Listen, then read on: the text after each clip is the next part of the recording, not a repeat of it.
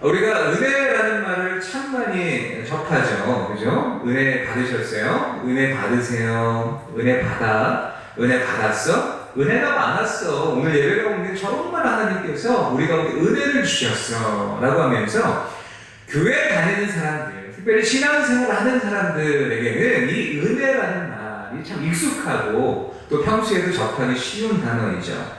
근데 우리가 이 은혜라는 단어를 많이 알고 많이 듣고 있지만 정말 이 은혜가 과연 무엇일까요?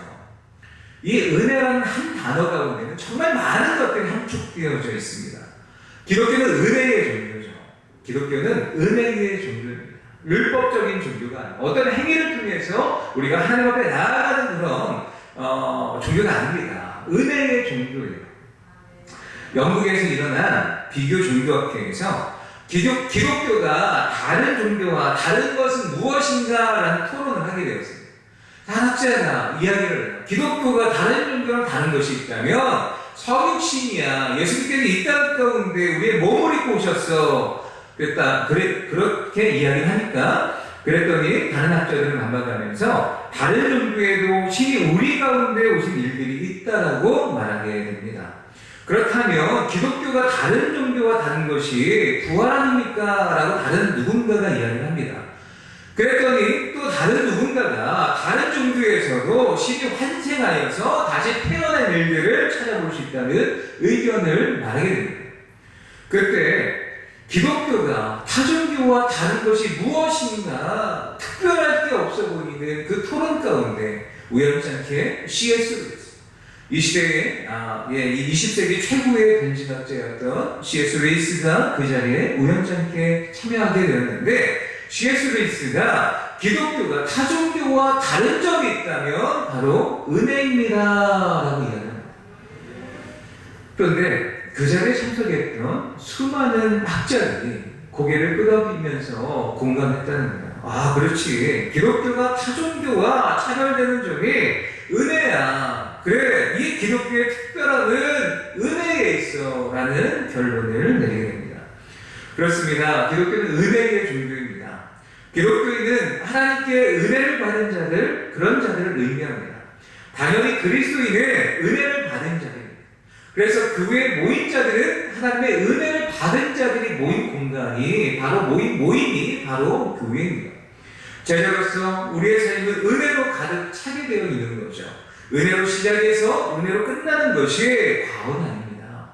그렇다면 우리는 이런 질문을 해볼 수 있습니다. 은혜란 무엇인가? 먼저 사전적인 의미를 네이버 사전에서 찾아보면 같이 있습니다. 고맙게 베풀어주는 신세나 혜택, 하나님 또는 부처님의 은총. 이 사전적 일반 사람들이 이 은혜라는 이 단어의 뜻을 뭐라고 정의를 내렸냐면 고맙게 베풀어주는 신세의 혜택이다. 하나님 또는 어떤 신으로부터 만든 은총이다 라고 그렇게 정의를 내리게 됩니다. 무엇인가 더 주는 선물이나 은총, 축복의 다른 말이 은혜라는 거예요. 그리스어로 카리스라는 그런 단어이고요. 라틴어로 그라치아, 영어로는 그레이스. 그레이스. 그래서 이 대한민국에 정말 은혜가, 그레이스가 넘쳤잖아요, 한때.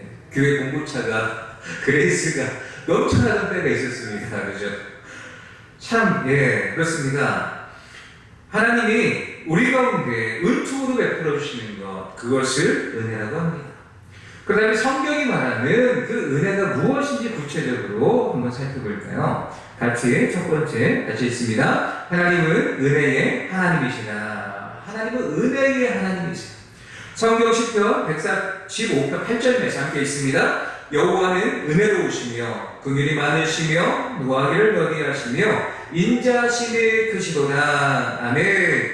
말씀에서 여호와는 은혜로우시며 라고 이야기를 하고 있어요. 우리 하나님은 은혜로우시다.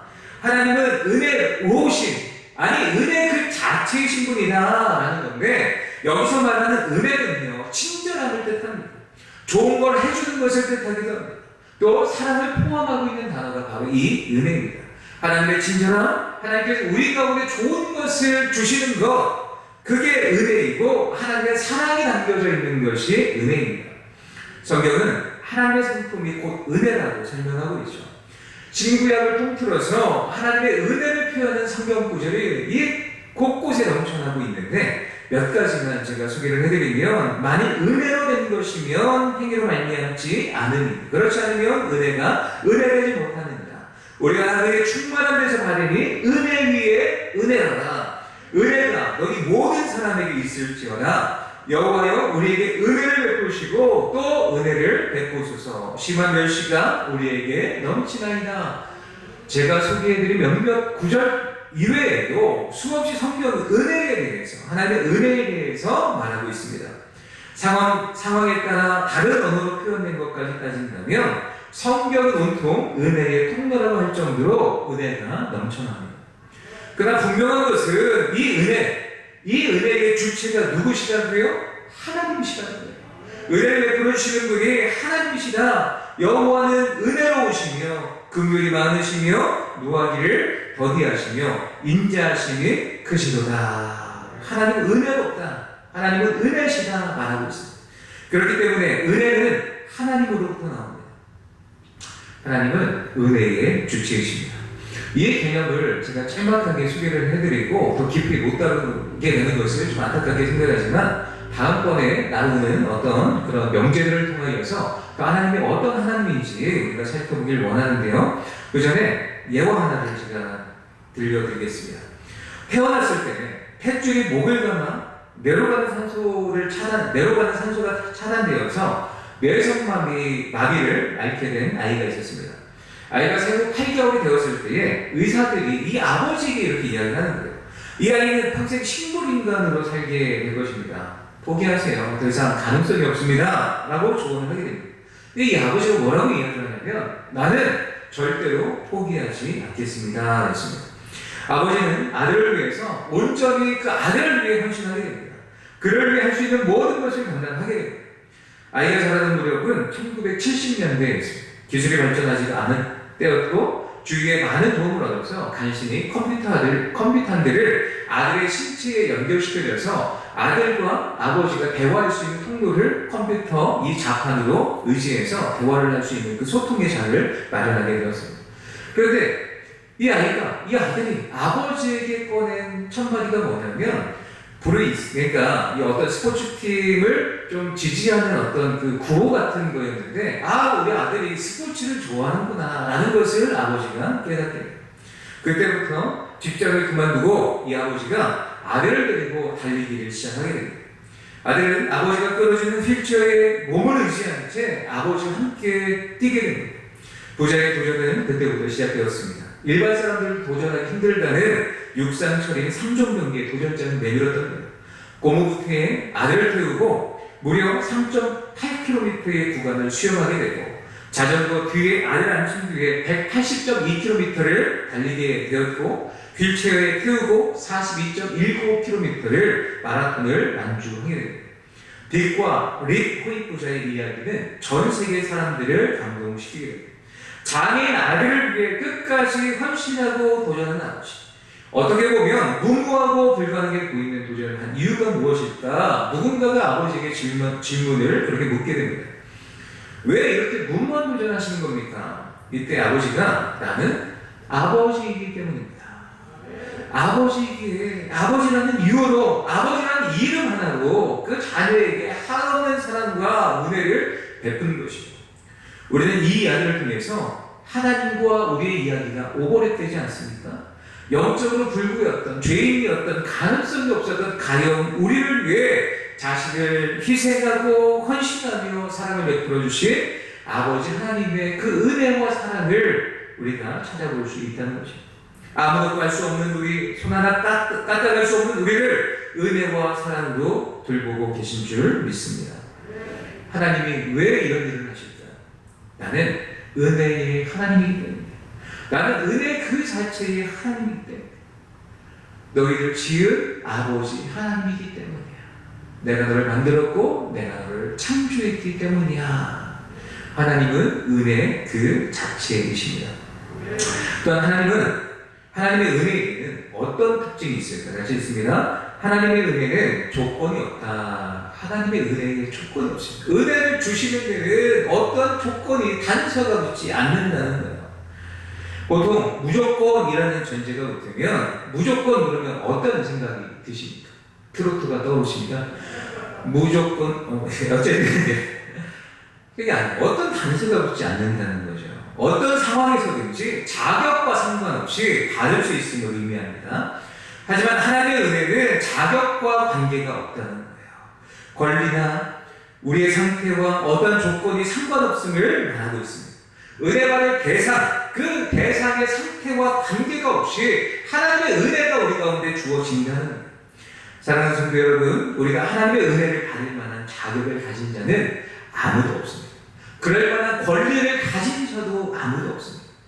예수님을 처음 영접한 사람이나 신앙생활을 오래 한 사람들, 더 많이 봉사하고 더 많이 하나님 앞에 수고했다고 해서 11조를 더 많이 들었다고 해서 교회에서 진행되어지는 모든 훈련 프로그램을 다 빠짐없이 참석했다고 해서 하나님의 은혜를 받을 만한 자격이 주어지는 게 아니라는 거예요. 그저 이런 자격과 권리 없이 동일하게 똑같이 하나님의 은혜가 조건 없이 우리 가운데 부어진다는 거예요. 마태복음 20장 말씀에 보면 포도원 품꾼의 비유를 우리가 잘 알고 있습니다. 이 품꾼의 비유가 어떠냐면 포도원 주인이 있었어요. 포도원을 소유하고 있는 주인이 있었는데 이른 아침에 장터에 나가서 이 새벽 6시쯤 됐던 것 같아요. 사람들을 그 품꾼들을 고용을 하게 됩니다. 그래서 우리 포도원에 가서 일 좀 해라. 그래서 포도원에 이 일꾼들을 들여보내게 됩니다. 그리고 또 이 주인이 거기서 그치지 않고 오전 9시에도 이 장터에 나가서 똑같이 품꾼들을 고용하는 거예요. 뭐하고 있냐? 우리가 일자리를 구하지 못했습니다. 그래, 우리의 포도원이 있으니까 거기에서 일찍 해라. 9시에 나가서 또 품꾼을 고용하게 됩니다. 근데 이 주인이 여기에서 멈추지 않았어요. 또 12시 정오에 나가서 놀고 있는 사람들을 또 품꾼으로 고용하게 됩니다. 더 나아가서 오후 3시에 나가서 또 고용을 해요. 더 나아가서 오후 5시, 1시간밖에 일할 수 있는 시간이 1시간밖에 남지 않았는데 그 시간에도 나아가서 이 품꾼들을 고용하는 거예요. 정산할 때가 되었습니다. 늦게 온 자부터 불러서, 일찍 온 자부터 부르지 않고 늦게 온 자부터 1시간밖에 일하지 않는 자부터 불러서 한 데나리온씩을 나눠주게 됩니다. 노동한 시간도 달랐습니다. 일의 경종도 달랐으니까요. 그러나 주인은 하루 종일 일한 사람이나 1시간밖에 일하지 않은 사람이나 똑같이 품삯을 한 데나리온의 품삯을 주게 됩니다. 세상적으로 보면 주인의 처사 공평하지 못해 보여요.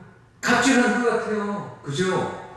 아니라 그러니까 먼저 온 자들이, 일찍 온 자들이 집주인을 원망하면서 말하게 됩니다. 같이 있습니다. 집주인을 원망해 이르되 나주고 온 이 사람들은 1시간밖에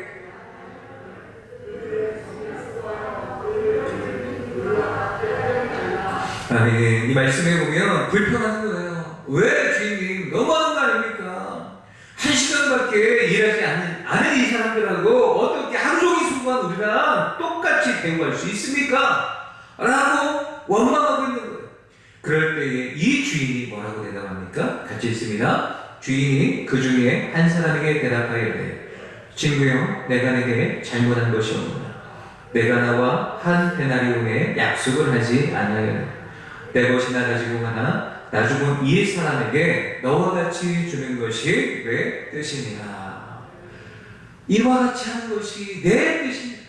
먼저 온 자에게 한 데나리온을 주는 것도 내 뜻이고 중간에 온 자, 늦게 온 자, 이 자들에게 한 데나리온을 주는 것은 내 뜻이야 라고 이야기를 하고 있는 거예요. 주인의 뜻을 막을 수 있다는 거예요? 없다는 거예요? 없다는 거예요. 그렇다면 왜 주인은 우리가 볼 때 이런 손해보는 장사를 하는 것일까? 주인의 뜻이 과연 무엇이었기에 이런 행동을 하는 것일까?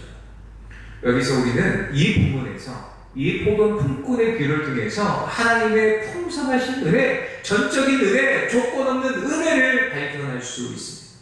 당시에 노동자 하루의 품삯은 한 데나리온이었습니다. 당시 한 가정이 먹고 살 수 있는 값이 한 데나리온이었습니다.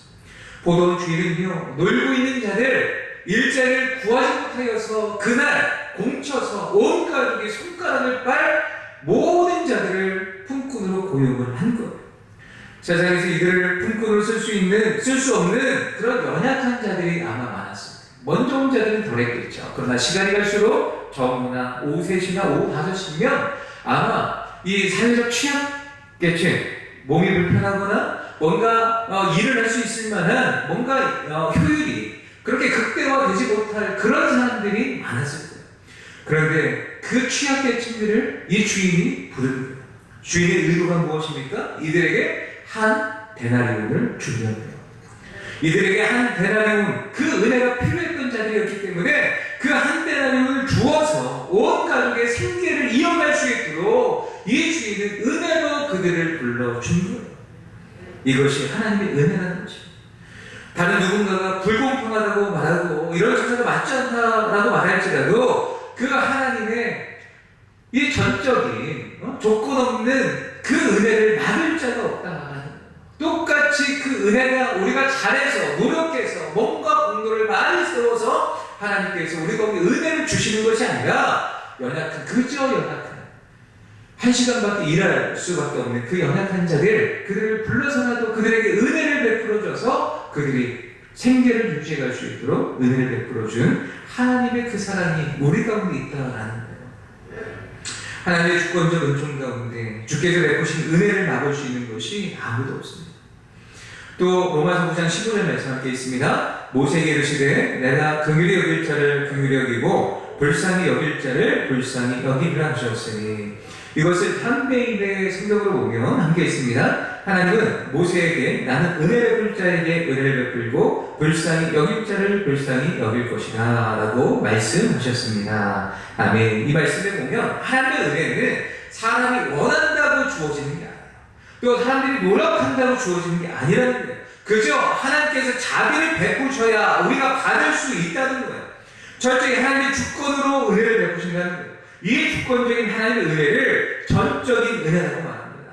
이럴 때는 하나님의 베푸시는 은혜는요, 조건이 없어요. 전적으로 그저 우리의 공로와 상관없이 그저 하나님께서 베풀어 주신 은혜인 줄 믿으시기 바랍니다. 이 은혜를 또 차고 넘치도록 부어주시죠. 전적으로 하나님의 주권 가운데 모든 은혜가 있음을 고백하며 나아가시길 부탁드립니다. 이 하나님의 은혜가 우리 가운데 어떠한 조건 없이 전적으로 근면하게 부어졌던 곳이 있는데, 드러났던 곳이 있는데, 그곳이 어디냐면 예수님의 십자가입니다. 계도서 2장 11절 말씀 함께 있습니다. 모든 사람에게 구원을 주시는 하나님의 은혜가 나타나 모든 사람에게 구원을 조건 없이 부어주셨다는 거예요. 하나님의 은혜가 나타났다는 거예요. 거기가 어디입니까? 십자가예요. 바로 예수 그리스도의 십자가를 통해서 하나님의 무조건적인 사랑이 나타났다, 드러났다 이야기를 합니다. 그런데 놀라운 것은 자격이 없는 우리를 향해 무조건 은혜를 베푸시고 만나주시는 하나님을 성경은 말하고 있습니다. 로마서 5장 7절 8절 함께 있습니다. 의를 위하여 죽는 자가 쉽지 않고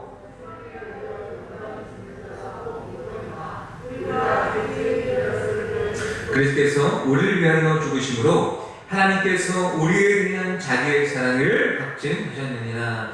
아멘. 이 말씀에 보면 로마서 말씀처럼 의인을 위해서도 죽는 자가 혹자가 있긴 있는데 의인을 위해서도 죽는 것이 결국 쉽지 않다는 말씀이거든요. 그런데 예수님은 누구를 위해서 목숨을 내어주신 거예요? 죄인 되었을 때, 죄인 왜 은혜 받을 자격이 없는 우리를 위해서 예수님은 십자가 위에서 은혜를 조건 없이 베풀어 주셨다 말씀하고 있습니다. 우리는 의인도 아니고 선인도 아니고 도리어 최선의 모습이 아닌 최악의 모습뿐이에요. 그러나 이 최고의 사랑으로 우리를 향해 다가오신 하나님의 은혜가 있었기 때문에 영원한 생명의 문을 열고 우리가 들어갈 수 있게 되었다는 거예요. 우리의 조건이 아니라 사랑으로 우리를 용납하신 하나님의 은혜가 우리에게 주어졌음에 감사함으로 살아가시기를 부탁드립니다.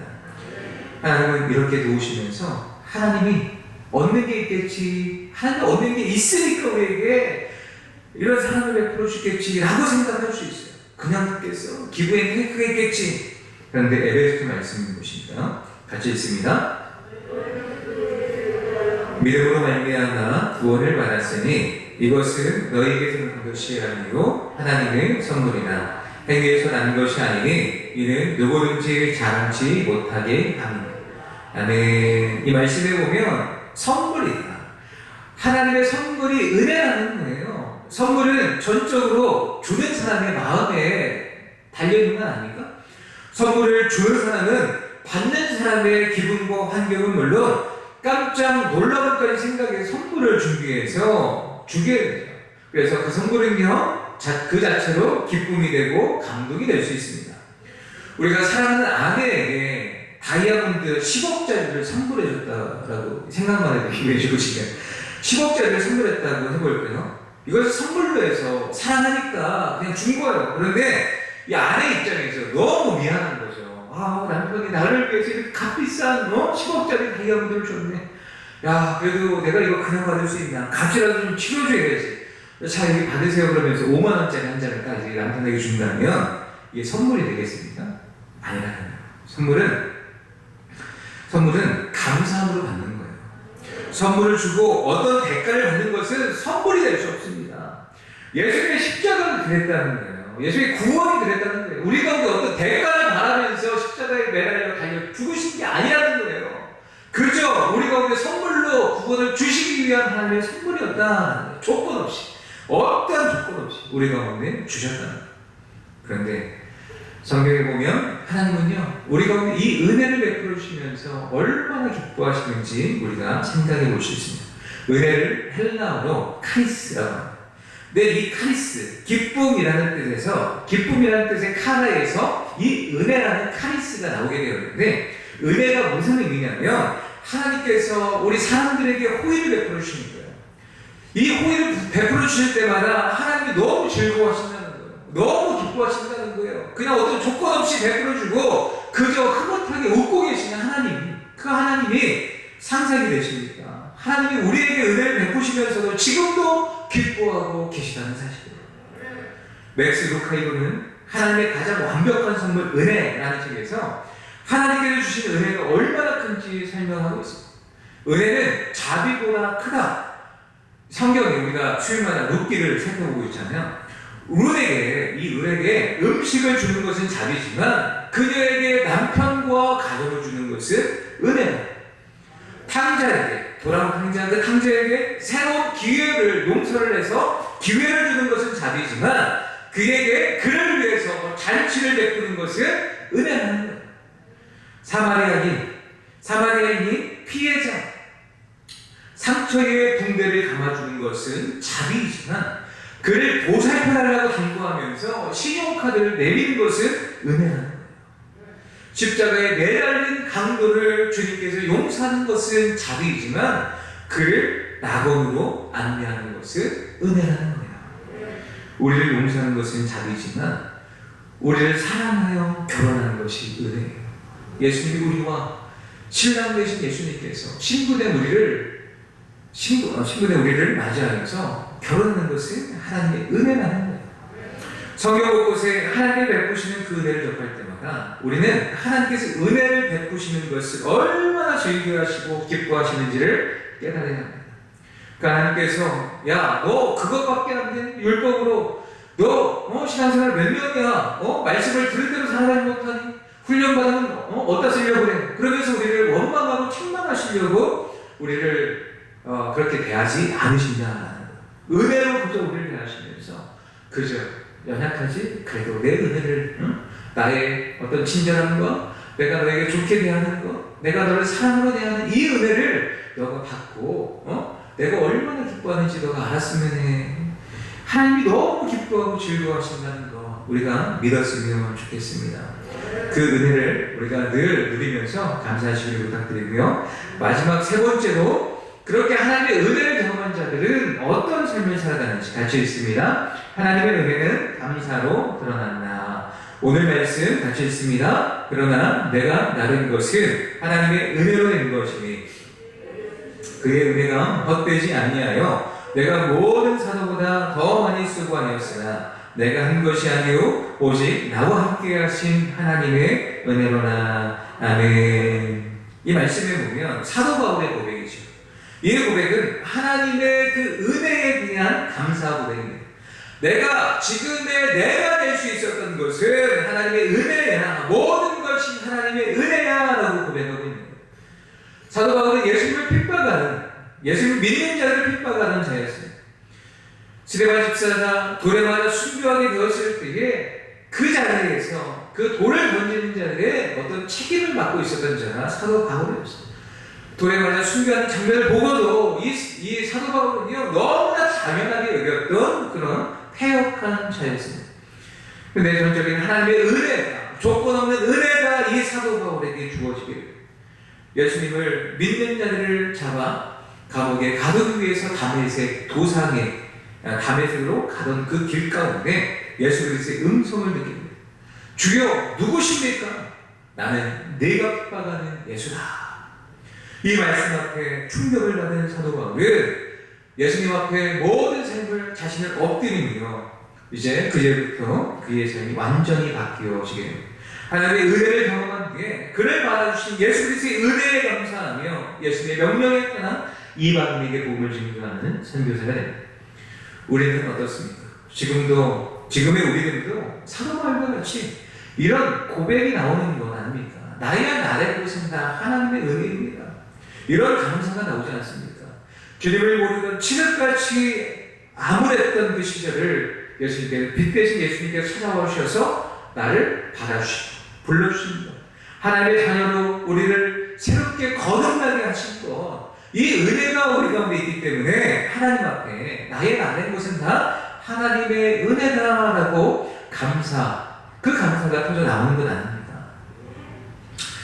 이런 감사가 넘치셨으면 좋겠습니다. 마지막으로 예화 한 가지 들려드리고 말씀을 맺겠습니다. CCM 가수였던 박종호 씨가 계십니다. 목소리로 하나님을 찬양하는 사역자입니다. 그 원래 테너 가수답게 품치가 아주 넉넉하고 재능이 뛰어난 전도 유망한 성악가였습니다. 그런 그가 대학 시절에 하나님을 만나고 변하게 되어서 찬양 사역자로 헌신하게 됩니다. 그 뒤에 복음 성가로서 활동하면서 왕성한 사역을 해 나가게 됩니다. 근데 워낙 먹는 것을 좋아해가지고요, 식탐이 있었던지나 주변에 걱정을 살 만큼 몸무게가 많이 나갔어요. 무엇보다 건강 관리를 하지 않았습니다. 그는 뇌출혈로 쓰러지게 됩니다. 다행히 병원에서 치료를 받고 회복되어 퇴원할 수 있었으나 의사는 비만도가 많으니까 건강 관리를 앞으로 잘 하셔야 됩니다 라는 이야기를 듣게 됩니다. 하지만 퇴원 후에 이 바쁜 사역 일정을 소화하다 보니까 건강 관리는 다른 나라의 이야기가 되었습니다. 그렇게 몇 년이 흘렀습니다. 이번에 더 암울한 소식을 듣게 됩니다. 간암 말기였습니다. 말기라면 이제 방법이 하나예요. 간이식 한 가지 방법밖에 없는 거예요. 매우 절망적이었지만 성도들과 동료들과 이 목회자들 그리고 자녀들 온 가족들이 함께 마음을 모아 하나님께 매달리게 됩니다.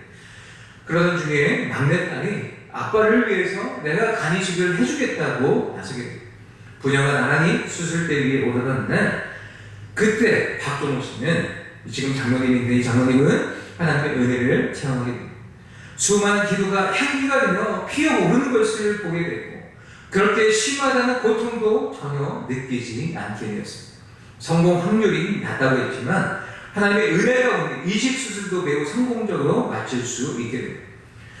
수술을 마친 이 박종호 씨는 충분히 쉼을 갖고 나중에 이제 충분히 쉼을 갖고 사역을 할 수 있었지만 쉼 대신에 무대를 택하게 됩니다.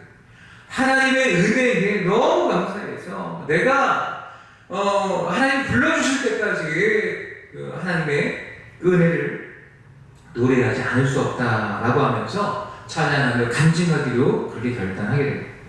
그러면서 이런 찬양으로 하나님 앞에 이런 고백을 하는데, 나를 지으시니까 하나님, 나를 부르시니까 하나님, 나를 만드시니까 하나님, 나의 나된 것은 다 하나님 은혜라.